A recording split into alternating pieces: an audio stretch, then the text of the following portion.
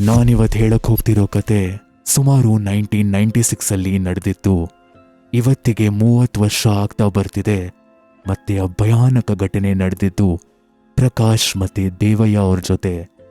ಪ್ರಕಾಶ್ ಹುಟ್ಟಿ ಬೆಳೆದಿದ್ದೆಲ್ಲ ಬ್ಯಾಂಗ್ಳೂರಲ್ಲೇನೆ, ಆದ್ರೆ ದೇವಯ್ಯ ಹುಟ್ಟಿ ಬೆಳೆದಿದ್ದು ಕೊಡಗು ಕೂರ್ಗಲ್ಲಿ. ಇವರಿಬ್ರು ಕೂಡ ಬ್ಯಾಂಗ್ಳೂರಿನ ಒಂದು ಕಾಲೇಜಲ್ಲಿ ಓದ್ತಿದ್ರು. ಇಬ್ರು ಕೂಡ ತುಂಬಾ ಒಳ್ಳೆಯ ಸ್ನೇಹಿತರಾಗಿರ್ತಾರೆ. ಅಂಡ್ ಇವ್ರ ವಯಸ್ಸು ಬಂದ್ಬಿಟ್ಟು ಸುಮಾರು 23 ಇಂದ 24 ಹಂಗಿತ್ತು. ಒಂದಿನ ದೇವಯ್ಯ ಬಂದು ಪ್ರಕಾಶ್ ಹತ್ರ ಒಂದು ಪ್ರಶ್ನೆನ ಕೇಳ್ತಾರೆ. ಮತ್ತೆ ಪ್ರಕಾಶ್, ಶನಿವಾರ ಮತ್ತೆ ಭಾನುವಾರ ಫ್ರೀನಾ? ನಾನು ಹಿಂಗೇನೆ ನಮ್ಮ ಊರ್ ಕಡೆ ಹೋಗೋಣ ಅಂತ ಅನ್ಕೊಂತಿದ್ದೆ. ಅಂಡ್ ನಾನು ಹಿಂಗೆ ಹೇಳಿಲ್ಲ ಅನ್ಸತ್ತೆ, ನಮ್ಮ ಅಂಕಲ್ ಬಂದ್ಬಿಟ್ಟು ಅಲ್ಲೊಂದು ಚಿಕ್ಕ ಫಾರ್ಮ್ ಹೌಸ್ ತರ ಕಟ್ಟಿದ್ದಾರೆ. ಅಂದ್ರೆ ಒಂದು ಕ್ಯಾಬಿನ್ ಅಂತ ಅನ್ಕೋ. ಅದು ಬಂದ್ಬಿಟ್ಟು ಕೊಡಗು ಕಾಡಿನ ಮಧ್ಯದಲ್ಲಿದೆ. ಅಕ್ಕಪಕ್ಕದಲ್ಲಿ ಯಾರು ಜನ ಇರೋದಿಲ್ಲ. ಅಂಡ್ ಕಾಡಿರೋ ಕಾರಣದಿಂದ ಅಕ್ಕಪಕ್ಕದ ಪರಿಸರ ತುಂಬಾ ಅಂದ್ರೆ ತುಂಬಾ ಸುಂದರವಾಗಿರುತ್ತೆ. ಅಲ್ಲಿ ಫಿಶಿಂಗ್ ಮಾಡ್ಬೋದು, ಸ್ವಿಮ್ಮಿಂಗ್ ಮಾಡ್ಬೋದು, ಮತ್ತೆ ಒಳ್ಳೆ ಟೈಮ್ ಪಾಸ್ ಕೂಡ ಆಗತ್ತೆ.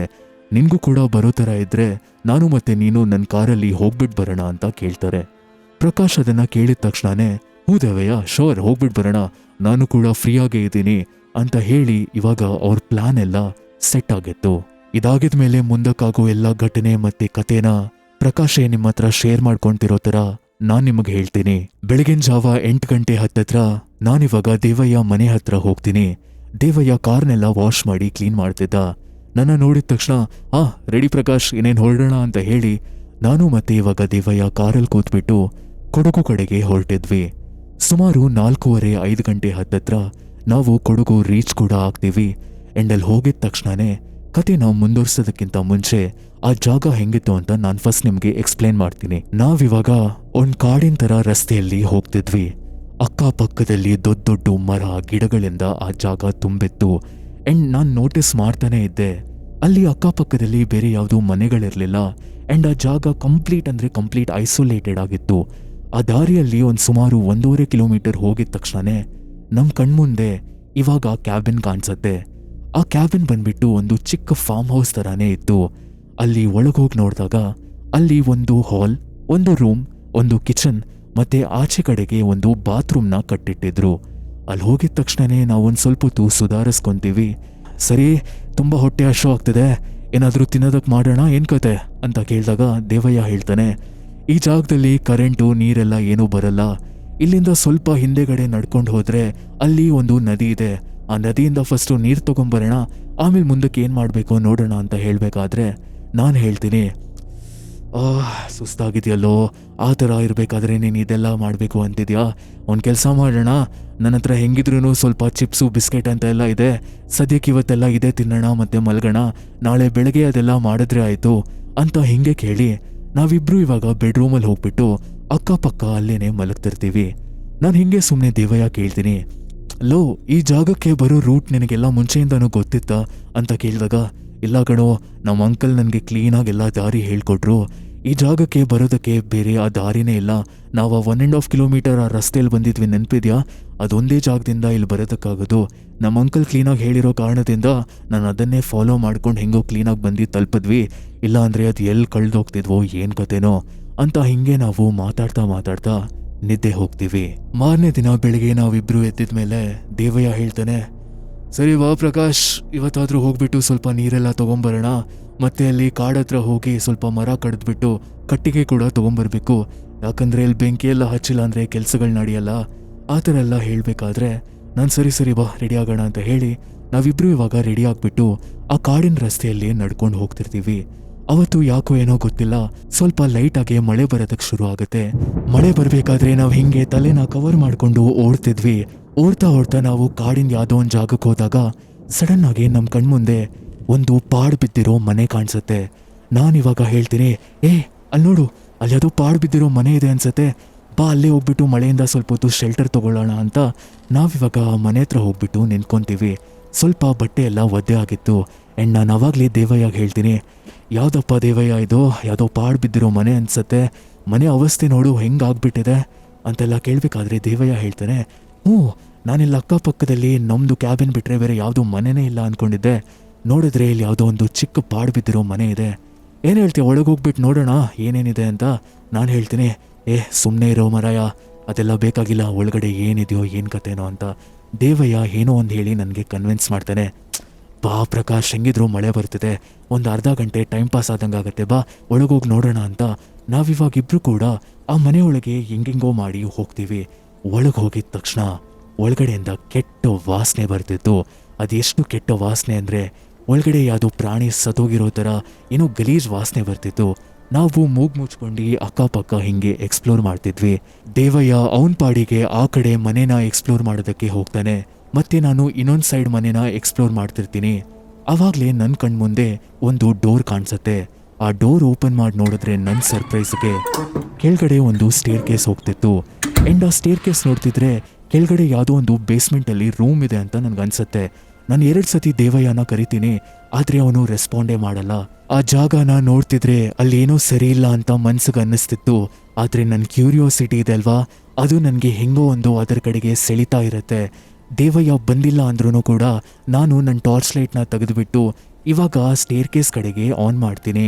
ಆ ಸ್ಟೇರ್ ಕೇಸ್ ನನಗೆ ಇವಾಗ ಕಾಣಿಸ್ತಿರತ್ತೆ. ಆ್ಯಂಡ್ ನಾನು ನಿಧಾನವಾಗಿ ಆ ಸ್ಟೇರ್ ಕೇಸ್ ಹತ್ರ ಹೋಗ್ಬಿಟ್ಟು ಇಳಿಯೋದಕ್ಕೆ ಶುರು ಮಾಡ್ತೀನಿ. ನಾನಿವಾಗ ಹೇಳಿದ್ದೆ ಅಲ್ವಾ, ಆ ಮನೆಯಲ್ಲಿ ಒಂದು ಕೆಟ್ಟ ವಾಸನೆ ಬರ್ತಿತ್ತು ಅಂತ. ಆ ಸ್ಟೇರ್ ಕೇಸ್ ಇಳಿತಿರ್ಬೇಕಾದ್ರೆ ಆ ಕೆಟ್ಟ ವಾಸನೆ ಈ ಬೇಸ್ಮೆಂಟಿಂದಾನೇ ಬರ್ತಿದೆ ಅಂತ ನನಗೆ ಗೊತ್ತಾಗ್ತಿತ್ತು. ಕೆಳಗಡೆ ಇಳಿದಿದ ತಕ್ಷಣ ನಾನು ಆ ಬೇಸ್ಮೆಂಟಲ್ಲಿ ಲೈಟ್ ಹಾಕಿ ನೋಡ್ತೀನಿ. ಅಕ್ಕಪಕ್ಕ ಏನೂ ಕೂಡ ಕಾಣಿಸ್ತಿರಲ್ಲ, ಆದರೆ ಆ ಗಲೀಜ್ ವಾಸನೆ ಆ ಬೇಸ್ಮೆಂಟಿಂದಾನೇ ಬರ್ತಿತ್ತು.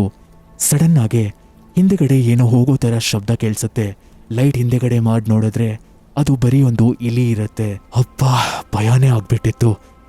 ಅದೇನು ಕರ್ಮನೋ ಅಂತ ಅನ್ಕೊಂಡ್ಬಿಟ್ಟು ನಾನಿವಾಗ ಟಾರ್ಚ್ ಲೈಟ್ನ ಹಿಂದೆ ತಿರುಗಿ ಇವಾಗ ನೆಲಕ್ಕೆ ಹೊಡಿತೀನಿ. ನೆಲಕ್ಕೆ ಟಾರ್ಚ್ ಲೈಟ್ ಹೊಡೆದಾಗ ನನಗೆ ಕ್ಲಿಯರಾಗಿ ಕಾಣಿಸುತ್ತೆ.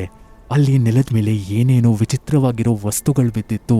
ನನ್ನ ಕಣ್ಮುಂದೆ ಏನೋ ಒಂದು ರಂಗೋಲಿ ಪೌಡರು ಅಥವಾ ವೈಟ್ ಕಲರ್ ಪೌಡರ್ನ ತಗೊಂಡು ಒಂದು ಸರ್ಕಲ್ನ ಡ್ರಾ ಮಾಡಿಟ್ಟಿದ್ರು. ಆ್ಯಂಡ್ ಆ ಸರ್ಕಲ್ ಅಕ್ಕಪಕ್ಕದಲ್ಲಿ ಕ್ಯಾಂಡಲ್ನ ಲೈಟ್ ಮಾಡಿದ್ರು. ಆ್ಯಂಡ್ ಮಧ್ಯದಲ್ಲಿ ಕುಂಕುಮ, ನಿಂಬೆಹಣ್ಣು, ಏನೇನೋ ವಿಚಿತ್ರವಾಗಿರೋ ವಸ್ತುಗಳೆಲ್ಲ ಬಿದ್ದಿರುತ್ತೆ. ಯಾವುದೋ ಮನುಷ್ಯನ ಆಕೃತಿ ಥರ ಏನೋ ಮಾಡಿ ಅದಕ್ಕೆ ಏನೇನೋ ಚುಚ್ಚಿಟ್ಟಿದ್ರು. ಅದನ್ನೆಲ್ಲ ನೋಡಬೇಕಾದ್ರೇ ನನಗೆ ಗೊತ್ತಾಗುತ್ತೆ ಈ ಜಾಗ ಸೇಫ್ ಅಲ್ಲ, ಇಲ್ಲಿ ಯಾರೋ ಏನೋ ಮಾಡಿದ್ದಾರೆ, ಡೆಫಿನೆಟ್ಲಿ ಏನೋ ಮಾಟ ಮಂತ್ರ ಮಾಡಿರೋ ಜಾಗ ಅಂತ ಅಂದ್ಕೊಂಡು ನಾನು ಇನ್ನೇನು ಹೋಗಬೇಕು ಅಂತ ಅಂದ್ಕೊತಿರ್ತೀನಿ. ನನ್ನ ಕಾಲನ್ನ ಇಡಬೇಕಾದ್ರೆ ಸಡನ್ನಾಗಿ ನನ್ನ ಕಾಲು ಯಾವ್ದರ ಮೇಲೋ ಬೀಳತ್ತೆ. ಕಾಲು ಎತ್ತು ನೋಡಿದ್ರೆ ಅದನ್ನ ನೋಡಿ ನನಗೆಷ್ಟು ಭಯ ಆಗತ್ತೆ ಅಂದರೆ ಅಲ್ಲಿ ಲಿಟ್ರಲಿ ನನ್ನ ಕಾಲು ಕೆಳಗೆ ಒಂದು ಸತ್ತೋಗಿರೋ ಬೆಕ್ಕು ಬಿದ್ದಿರತ್ತೆ. ಆ ಬೆಕ್ಕು ಕುತ್ತಿಗೆನ ಕಟ್ ಮಾಡಿ ಆ ರೂಮ್ ಇನ್ನೊಂದು ಕಾರ್ನರಲ್ಲಿ ಎಸ್ತಿದ್ರು. ಆ ಬೆಕ್ಕು ನೋಡಿದ ತಕ್ಷಣ ನಾನು ಹೆದರ್ಬಿಟ್ಟು ಇವಾಗ ನನ್ನ ಟಾರ್ಚ್ ಲೈಟ್ನ ಕೂಡ ಕೆಳಗಡೆ ಬೀಳಿಸ್ಕೊಂಡ್ಬಿಡ್ತೀನಿ. ಆ ಪ್ಯಾನಿಕಲ್ಲಿ ಮತ್ತೆ ಟಾರ್ಚ್ ಲೈಟ್ ಇಟ್ಬಿಟ್ಟು ನೋಡಿದ್ರೆ ಆ ರೂಮಲ್ಲಿ ಏನೋ ಒಂಥರ ಶಬ್ದ ಕೇಳಿಸ್ತಿರತ್ತೆ.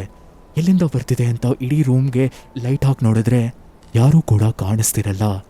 ಆದರೆ ವಾಪಸ್ ಹೋಗಬೇಕು ಅಂತ ಜಸ್ಟ್ ಆ ಸ್ಟೇರ್ ಕೇಸ್ ಹತ್ರ ನಾನು ಒಂದ್ಸತಿ ಲೈಟ್ ಹಾಕ್ತೀನಿ.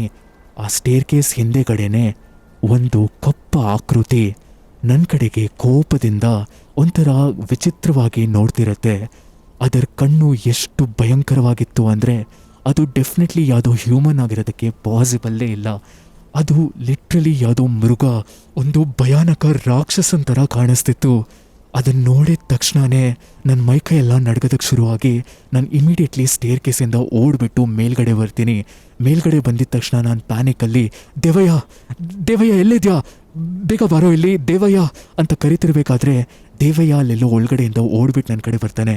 ನಾನು ಹೇಳ್ತೀನಿ, ಇಲ್ಲೇನೋ ಸರಿ ಇಲ್ಲ ಕಣೋ, ನಾನು ಕೆಳಗಡೆ ಏನೋ ನೋಡಿದೆ. ಅವನು ನನಗೆ ಮತ್ತೆ ಮತ್ತೆ ಕೇಳ್ತಿರ್ತಾನೆ, ಏನಾಯಿತು ಪ್ರಕಾಶ್, ಚಿಲ್ ಕಾಮ್ ಡೌನ್, ಏನಾಯಿತು ಬ್ರೋ. ನಾನು ಅವಾಗ ಹೇಳ್ತೀನಿ, ಫಸ್ಟ್ ಇಲ್ಲಿಂದ ಹೋಗೋಣ, ಹೋಗಿದ್ಮೇಲೆ ಹೇಳ್ತೀನಿ ಅಂತ ಹೇಳಿ ನಾನಿವಾಗ ಅವನ್ನ ಕೈ ಹಿಡ್ಕೊಂಡ್ಬಿಟ್ಟು ಆ ಡೋರ್ನ ಒಡೆದು ಆಚೆ ಕಡೆ ಬಂದು ನಮ್ಮ ಕ್ಯಾಬಿನ್ ಕಡೆಗೆ ಓಡೋದಕ್ಕೆ ಶುರು ಮಾಡ್ತೀವಿ. ಲೈಟಾಗಿ ಮಳೆ ಬರ್ತಿದ್ರು ಕೂಡ ನಾವು ಸ್ವಲ್ಪ ವುಡ್ನೆಲ್ಲ ಕಲೆಕ್ಟ್ ಮಾಡಿ ಫೈನಲಿ ಇವಾಗ ಕ್ಯಾಬಿನ್ ಹತ್ರ ರೀಚ್ ಆಗ್ತೀವಿ. ಇಲ್ಲಿಗೆ ಆ ಕತೆ ಮುಗಿಯಲ್ಲ. ನಾವು ಮನೆಯೊಳಗೆ ಹೋಗಿದ ತಕ್ಷಣವೇ ಬೆಡ್ ಮೇಲೆ ಫಸ್ಟ್ ಹೋಗ್ಬಿಟ್ಟು ಕೂತ್ಕೊಂಡು ನಾನು ಜೋರಾಗಿ ಉಸಿರಾಡ್ತಿದ್ದೆ. ದೇವಯ್ಯ ನನಗೆ ಪದೇ ಪದೇ ಕೇಳ್ತಿದ್ದ, ಅಲ್ಲಿ ಏನು ನೋಡಿದೆ, ಏಂತಕ್ಕಷ್ಟು ಜೋರಾಗಿ ಓಡ್ಕೊಂಡು ಬಂದೆ ಅಂತ. ಅವಾಗ ನಾನು ಅವನಿಗೆ ಅಲ್ಲಿ ನಡೆದಿರೋ ಪ್ರತಿಯೊಂದು ಇನ್ಸಿಡೆಂಟ್ ಕ್ಲೀನಾಗಿ ಎಕ್ಸ್ಪ್ಲೇನ್ ಮಾಡ್ತೀನಿ. ನನಗೆಲ್ಲೋ ಒಂದು ಕಡೆ ಅನ್ನಿಸ್ತಿತ್ತು ದೇವಯ್ಯ ಇದನ್ನೆಲ್ಲ ನಂಬಲ್ಲ ಅಂತ. ಆದರೆ ಫಾರ್ ಮೈ ಸರ್ಪ್ರೈಸ್ ದೇವಯ್ಯ ಕೂಡ ಅದನ್ನೆಲ್ಲ ಕ್ಲಿಯರಾಗಿ ಕೇಳಿಸ್ಕೊಂಡು ಅವನ ಮುಖದಲ್ಲೂ ಇವಾಗ ನನಗೆ ಭಯ ಕಾಣಿಸ್ತಿತ್ತು. ಅವನು ಹೇಳ್ತಾನೆ, ನನಗೂ ಕೂಡ ಅನ್ನಿಸ್ತಿತ್ತು ಈ ಮನೆಯೊಳಗೆ ಕಾಲಿಟ್ಟಾಗಲೇ ಏನೋ ಸರಿ ಇಲ್ಲ ಅಂತ. ನಾವು ದೊಡ್ಡ ತಪ್ಪು ಮಾಡಿಬಿಟ್ವಿ, ಆ ಮನೆ ಒಳಗೆ ಹೋಗ್ಬಾರ್ದಿತ್ತು. ಬಟ್ ಏನೋ ಒಂದು ನಿನ್ನ ಓಕೆ ಆಗಿದೆಯಲ್ಲ ಪ್ರಕಾಶ್, ಯೋ ಫೈನಲ್ಲ. ಐಮ್ ರಿಯಲಿ ಸಾರಿ, ನನ್ನಿಂದ ಮನೆ ಒಳಗೆ ಹೋದ್ವಿ. ಅಪ್ಪ ಸದ್ಯ ನಾವು ಆರಾಮಾಗಿ ವಾಪಸ್ ಬಂದ್ವಿ ಅಲ್ವಾ, ಅದೇ ದೊಡ್ಡ ವಿಷಯ ಅಂತ ಹೇಳಿ ನಾವು ಆಮೇಲೆ ಸ್ವಲ್ಪ ಹೊತ್ತು ಅಡುಗೆ ಎಲ್ಲ ಮಾಡಿ ತಿನ್ಬಿಟ್ಟು ರಾತ್ರಿ ಮಲಗ್ತೀವಿ. ನಾನು ಮತ್ತೆ ದೇವಯ್ಯ ಇವಾಗ ಆರಾಮಾಗಿ ಬೆಡ್ರೂಮಲ್ಲಿ ಮಲಗ್ತಿರ್ಬೇಕಾದ್ರೆ ನನಗೆ ಏನೋ ಒಂದು ಶಬ್ದ ಬರೋ ಥರ ಕೇಳಿಸುತ್ತೆ. ಆ ಶಬ್ದದಿಂದ ಎಚ್ಚರ ಆಗ್ಬಿಟ್ಟು ನಾನು ನನ್ನ ವಾಚ್ ಕಡೆ ನೋಡಿದಾಗ ಇವಾಗ ಸುಮಾರು 3:30 ಹತ್ತತ್ರ ಆಗಿತ್ತು. ಈ ಸಮಯದಲ್ಲಿ ಒಂಥರ ಏನೋ ಯಾರೋ ನಡೀತಿರೋ ಥರ ಶಬ್ದ ಕೇಳಿಸ್ತಿದ್ಯಲ್ವಾ ಅಂತ ನನಗೆ ಒಂಥರ ಗಟ್ ಫೀಲಿಂಗ್ ಬರ್ತಿತ್ತು, ಏನೋ ಸರಿ ಇಲ್ಲ ಅಂತ. ಅದೇ ಸಮಯದಲ್ಲಿ ಆಚೆ ನಮ್ಮ ಕ್ಯಾಬಿನ್ ಹತ್ರ ಯಾರೋ ನಡೀತಿರೋ ಥರ ಶಬ್ದ ಆ್ಯಕ್ಚುಲಿ ಕೇಳಿಸೋದಕ್ಕೆ ಶುರು ಆಗುತ್ತೆ. ಆ್ಯಂಡ್ ಆ ಶಬ್ದ ಎಷ್ಟು ಜೋರಾಗಿತ್ತು ಅಂದರೆ ಲಿಟ್ರಲಿ ನಮ್ಮ ಬೆಡ್ರೂಮ್ ಸ್ವಲ್ಪ ಅಲ್ಲಾಡೋ ಥರನೇ ನಮಗೆ ಅನ್ನಿಸ್ತಿತ್ತು. ಆ್ಯಂಡ್ ಫೈನಲಿ ನಮ್ಮ ಕ್ಯಾಬಿನ್ ಡೋರ್ ಯಾರೋ ಬಂದು ಓಪನ್ ಮಾಡ್ತಾರೆ. ಆ್ಯಂಡ್ ಆ ಸೌಂಡ್ ಕೇಳಿಸ್ಕೊಂಡು ನನ್ನ ಪಕ್ಕದಲ್ಲಿರೋ ದೇವಯ್ಯ ಕೂಡ ಇವಾಗ ಎಚ್ಚರ ಆಗ್ತಾನೆ. ಅವನಿವಾಗ ನನ್ನ ಮುಖ ನೋಡ್ತಿದ್ದ. ನಾವಿಬ್ರು ಮುಖ ನೋಡಿಕೊಂಡೇ ಸನ್ನೆ ಮಾಡ್ತೀವಿ, ನಿನಗೂ ಕೂಡ ಕೇಳಿಸ್ತಾ ಅಂತ. ಅವಾಗ ಅವನು ಹೇಳ್ತಾನೆ, ಏನಾಗ್ತಿದೆ, ಯಾರಿರ್ಬೋದು ಅಂತ, ಯಾರಾದರೂ ಬಂದಿದ್ದಾರಾ, ಏನು ಕತೆ? ನಾನು ಅವಾಗ ಹೆದರ್ಕೊಂಡು ಒಂದು ನಿಮಿಷ ಇರೋ, ಹೋಗ್ಬಿಟ್ಟು ನೋಡ್ಕೊಂಬರೋಣ ಯಾರಿದ್ದಾರೆ ಅಂತ ಅಂದ್ಕೊಂಡು ನಾವಿವಾಗ ಸ್ಲೋ ಆಗಿ ಹೋಗ್ಬಿಟ್ಟು ನಮ್ಮ ಬೆಡ್ರೂಮ್ ಡೋರ್ನ ಓಪನ್ ಮಾಡ್ತೀವಿ. ಬೆಡ್ರೂಮ್ ಡೋರ್ನ ಓಪನ್ ಮಾಡಿದ್ರೆ ಅಲ್ಲಿ ಆಚೆ ಕಡೆ ಯಾರೂ ಇರಲ್ಲ. ಸ್ವಲ್ಪ ಮುಂದೆ ನಡ್ಕೊಂಡು ಹೋಗ್ತಿರ್ಬೇಕಾದ್ರೆ ಲೆಫ್ಟ್ ಸೈಡಲ್ಲಿ ಆ ಹಾಲ್ ಬರುತ್ತೆ. ಆ ಹಾಲ್ ಕಡೆಗೆ ಸ್ವಲ್ಪ ಇಣಕ್ಬಿಟ್ಟು ನೋಡಿದಾಗ ಆ ಜಾಗದಲ್ಲಿ ಬೇರೆ ಏನೋ ಅಲ್ಲ, ಒಂದು ದೊಡ್ಡ ಕಪ್ಪಾಕೃತಿ ಇವಾಗ ಅಲ್ಲಿ ನಿಂತಿತ್ತು. ಆ ಆಕೃತಿ ಎಷ್ಟು ಉದ್ದ ಇತ್ತು ಅಂದರೆ ಅದು ಆಲ್ಮೋಸ್ಟ್ ಸೀಲಿಂಗ್ ಟಚ್ ಆಗೋಷ್ಟು ಉದ್ದ ಇತ್ತು. ಆ್ಯಂಡ್ ಆ ಆಕೃತಿ ಮುಖದಲ್ಲಿ ಅದೇ ಕೋಪ, ಅದೇ ಒಂಥರ ಭಯಾನಕರವಾದ ನಗು, ಒಂಥರ ನಮ್ಮನ್ನು ಸಾಯಿಸ್ಬೇಕು ಅನ್ನೋ ಅದರಲ್ಲಿರೋ ಆ ಛಲ ಕ್ಲಿಯರ್ ಆಗಿ ಕಾಣಿಸ್ತಿತ್ತು. ಅದ್ರ ಬಾಯಿಂದ ಒಂಥರ ಶಬ್ದಗಳು ಬರೋದಕ್ಕೆ ಶುರು ಆಗುತ್ತೆ. ಆ್ಯಂಡ್ ಅದನ್ನು ನೋಡಿದ್ದೆ ನಮಗೆ ಸಾಕನ್ನಿಸ್ಬಿಡುತ್ತೆ. ನಾವು ಭಯದಲ್ಲೇ ಓಡೋಡಿ ವಾಪಸ್ ರೂಮ್ ಒಳಗೆ ಬಂದು ಆ ಡೋರ್ನ ಲಾಕ್ ಮಾಡಿ, ಫಾರ್ ಗಾಡ್ ಸೇಕ್ ನಮ್ಮ ಬ್ಯಾಗ್, ಆ ಕಾರ್ ಕೀಸ್ ಎಲ್ಲನೂ ಕೂಡ ನಮ್ಮ ಬೆಡ್ರೂಮಲ್ಲೇ ಇಟ್ಕೊಂಡಿದ್ವಿ. ನಾನಿವಾಗ ದೇವಯ್ಯಗೆ ಹೇಳ್ತೀನಿ, ದೇವಯ್ಯ ಇಲ್ಲಿಂದ ಹೋಗಬೇಕು, ಅದು ಇವಾಗ ಇಲ್ಲೂ ಕೂಡ ಬಂದಿದೆ ಅಂತ. ಆ್ಯಂಡ್ ದೇವಯ್ಯನೂ ಕೂಡ ಅದನ್ನು ನೋಡಿದ್ದ. ಅವನಿವಾಗ ಆ ಬೆಡ್ರೂಮಲ್ಲಿರೋ ವಿಂಡೋನ ಸ್ವಲ್ಪ ಮೇಲ್ ಮಾಡಿ ನಾವು ಆ ಕಿಟಕಿಯಿಂದನೇ ಆಚೆ ಎಗರ್ಬಿಡ್ತೀವಿ. ಆಚೆ ಎಗರಿದ ತಕ್ಷಣವೇ ಸ್ವಲ್ಪ ನಾವು ಓಡ್ತಾ ಕಾರ್ ಕಡೆಗೆ ಹೋಗಬೇಕಾದ್ರೆ ಆ ನಮ್ಮ ಕ್ಯಾಬಿನಿಂದ ಕಿವಿ ಕಿತ್ತೋಗೋ ಥರ ಯಾವುದೋ ಜೋರಾಗಿ ಮೃಗ ಕಿರ್ಚೋ ಸೌಂಡ್ಗಳು ಕೇಳಿಸುತ್ತೆ. ಅದನ್ನು ಕೇಳಿಸ್ಕೊಂಡಿದ್ದು ನಾವು ಹಿಂದೆ ತಿರುಗಿ ನೋಡೋ ಧೈರ್ಯನೂ ಕೂಡ ಮಾಡಿಲ್ಲ. ಇಮಿಡಿಯೇಟ್ಲಿ ಹೋಗ್ಬಿಟ್ಟು ಕಾರ್ ಹತ್ತಿ ಕಾರ್ ಇವಾಗ ಸ್ಟಾರ್ಟ್ ಮಾಡೋದಕ್ಕೆ ಟ್ರೈ ಮಾಡ್ತಿದ್ರೆ ಇಂಜಿನ್ ಆನ್ ಆಗೋ ಶಬ್ದ ಬರ್ತಿದೆ, ಆದರೆ ಕಾರ್ ಸ್ಟಾರ್ಟ್ ಆಗ್ತಿಲ್ಲ. ಅಷ್ಟರಲ್ಲೇ ನಾನು ಪ್ಯಾನಿಕ್ಕಲ್ಲಿ ಮತ್ತೆ ಕ್ಯಾಬಿನ್ ಕಡೆ ನೋಡ್ತಾ, ದಿವ್ಯಾ ಸ್ಟಾರ್ಟ್ ಮಾಡು, ಏನು ಮಾಡ್ತಿದ್ಯಾ ದಿವ್ಯಾ, ಸ್ಟಾರ್ಟ್ ಯಾಕೋ ಆಗ್ತಿಲ್ಲ ಅಂತ ನೋಡಬೇಕಾದ್ರೆ ಅವ್ನು ಹೇಳ್ತಿದ್ದ, ಗೊತ್ತಿಲ್ಲ ಬ್ರೋ, ಮಳೆ ಬಂದಿರೋ ಕಾರಣದಿಂದ ಇಂಜಿನ್ ಕೂಲ್ ಆಗಿರಬೇಕು, ಆಗತ್ತೆ, ಒಂದು ನಿಮಿಷ ಇರು ಅಂತ ಅವ್ನು ಸ್ಟಾರ್ಟ್ ಮಾಡೋದಕ್ಕೆ ಟ್ರೈ ಮಾಡ್ತಾನೆ ಇದ್ದ. ನಾನು ಇವಾಗ ಕ್ಯಾಬಿನ್ ನೋಡ್ತಾನೆ ಇದ್ದೆ. ಆ್ಯಂಡ್ ಕ್ಯಾಬಿನ್ ಹತ್ರ ಮತ್ತೆ ನಮ್ಮ ಮೇನ್ ಡೋರ್ ಅದಾಗೆ ಅದು ಓಪನ್ ಆಗುತ್ತೆ. ಆ್ಯಂಡ್ ಆ ಕಪ್ಪಾಕೃತಿ ಆಚೆ ಕಡೆ ಬಂದು ನಮ್ಮನ್ನೇ ಗುರಾಯಿಸ್ತಿತ್ತು. ಆ್ಯಂಡ್ ಫೈನಲಿ ಕಾರ್ ಅವಾಗ ಸ್ಟಾರ್ಟ್ ಆಗಿ ಇಮಿಡಿಯೇಟ್ಲಿ ದೇವಯ್ಯ ರಿವರ್ಸ್ ಹೊಡೆದು ನಾವು ಬಂದಿರೋ ದಾರಿಯಲ್ಲಿ ವಾಪಸ್ ಹೋಗ್ತೀವಿ. ನಾವು ಹೆಂಗೋ ಮಾಡಿ ಸುಮಾರು ಒಂದು 50 ಕಿಲೋಮೀಟರ್ ತನಕ ಆ ಕಾರಲ್ಲಿ ಹಾಗೆ ಕೂತಿದ್ವಿ. ನನ್ನ ತಲೆಯಿಂದ ಫುಲ್ ಬೆವರ್ತಿದೆ, ದೇವಯ್ಯನೂ ಕೂಡ ಬೆವರ್ತಿದ್ದ. ನಾವಿಬ್ರೂ ಕೂಡ ಕಂಪ್ಲೀಟ್ ಇವಾಗ ಅಲ್ಲಿ ಫ್ರೀಸಾಗಿ ಹೋಗ್ಬಿಟ್ಟಿದ್ವಿ. ಅವ್ನು ಕಾರ್ ಓಡಿಸ್ತಿದ್ದಾನೆ, ನನ್ನ ಮೈಕೈ ಎಲ್ಲ ನಡಕ್ತಿತ್ತು. ಸುಮಾರು ಒಂದು 50 ಕಿಲೋಮೀಟರ್ ಬರೋ ತನಕ ನಾವಿಬ್ಬರು ಮಾತಾಡಲೇ ಇಲ್ಲ, ಬರೀ ರೋಡ್ನ ನೋಡ್ತಾ ಕಾರ್ ಓಡಿಸ್ತಿದ್ದ ಅವನು. ಫೈನಲಿ ಒಂದು ಜಾಗಕ್ಕೆ ಬಂದಿದ ಮೇಲೆ ಅಕ್ಕಪಕ್ಕ ಅಲ್ಲಿ ಸ್ವಲ್ಪ ಸಿಟಿ ಥರ ಸ್ಟಾರ್ಟ್ ಆಗಿತ್ತು. ಅಲ್ಲಿ ಮನೆಗಳು, ಲೈಟ್ಸ್ ಎಲ್ಲ ಇತ್ತು. ಅಲ್ಲಿ ಹೋಗಿ ಕಾರ್ ನಿಲ್ಲಿಸ್ಬಿಟ್ಟು ಫೈನಲಿ ನಾವು ಕಾರಿಂದ ಕೆಳಗೆ ಇಳಿದಿದ ಮೇಲೆ, ಯಪ್ಪ ಏನಿರ್ಬೋದು ಅಲ್ಲಿ, ದೇವಯ್ಯ ನಮ್ಗಾಗಿದ್ದೆಲ್ಲ ನಿಜಾನೇ ತಾನೇ? ನನಗೆ ಕಾಣಿಸಿದ್ದೆ ನಿನಗೂ ಕಾಣಿಸ್ತಾ? ಆ ಆಕೃತಿ ನಮ್ಮ ಹಿಂದೆನೇ ಬಂತಲ್ಲೋ ಅಂತ ಹೇಳಬೇಕಾದ್ರೆ ನಾವು ತುಂಬ ದೊಡ್ಡ ತಪ್ಪು ಮಾಡಿಬಿಟ್ವಿ. ಆ ಪಾಡು ಬಿದ್ದಿರೋ ಮನೆಯೊಳಗೆ ಹೋಗ್ಬಿಟ್ಟು ನಾನು ಇದನ್ನೆಲ್ಲ ಫಸ್ಟ್ ನಮ್ಮ ಅಂಕಲ್ ಹತ್ರ ಹೇಳಬೇಕು. ನಾವು ಮನೆಗೆ ಹೋದರೆ ಸಾಕಾಗ್ಬಿಟ್ಟಿದೆ ಪ್ರಕಾಶ್, ಬಿಟ್ಟಾಕು, ಇದನ್ನೆಲ್ಲ ನಾವಿಲ್ಲೇ ಮರ್ತು ಹೋಗೋಣ ಅಂತ ಹೇಳಿ ಮಾರನೇ ದಿನ ವಾಪಸ್ ನಾವು ಮನೆಗೆ ಬಂದು ದೇವಯ್ಯ ಆ ಕೇಸ್ನ ಅವ್ರ ಅಂಕಲ್ಗೆ ಕೊಟ್ಟು ಆಗಿರೋ ಎಲ್ಲ ಘಟನೆನ ಎಕ್ಸ್ಪ್ಲೇನ್ ಮಾಡ್ತಾನೆ. ಅದಾಗಿದ ಮೇಲೆ ಏನಾಯಿತು ಅಂತ ನನಗೂ ಕೂಡ ಅಷ್ಟು ಐಡಿಯಾ ಇಲ್ಲ. ಆ ಘಟನೆ ನಡೆದು ಇವತ್ತು ಆಲ್ಮೋಸ್ಟ್ 30 ವರ್ಷ ನಡೀತಾ ಬರ್ತಿದೆ. ಇವಾಗ ನಮ್ಮ ಏಜ್ ಎಲ್ಲ ಒಂದು 55 ಹಂಗಾಗಿದೆ. ಆದರೆ ಇವತ್ತೂ ಕೂಡ ಆ ಘಟನೆನ ನೆನಪಿಸ್ಕೊಂಡ್ರೆ ಮೈಕೈಯೆಲ್ಲ ಅದೇ ರೀತಿಯಲ್ಲೇ ನಡ್ಗತ್ತೆ. ಸೊ ಎಸ್ ಗೈಸ್, ಇವತ್ತಿನ ಕತೆ ಇಲ್ಲಿಗೆ ಮುಗಿಯುತ್ತೆ. ನೀವೇನಾದರೂ ಈ ಕತೆನ ಎಂಜಾಯ್ ಮಾಡಿದರೆ ಮರ್ತೋಗಿಲ್ಲದೆ ಸಬ್ಸ್ಕ್ರೈಬ್ ಮಾಡಿ ಮತ್ತೆ ಲೈಕ್ ಕೂಡ ಮಾಡಿಬಿಡಿ. ನಾನು ನಿಮಗೆ ಸಿಗ್ತೀನಿ ಮತ್ತೆ ಇದೇ ಥರ ಕತೆಗಳ ಜೊತೆ. Till then take care, good bye and peace out.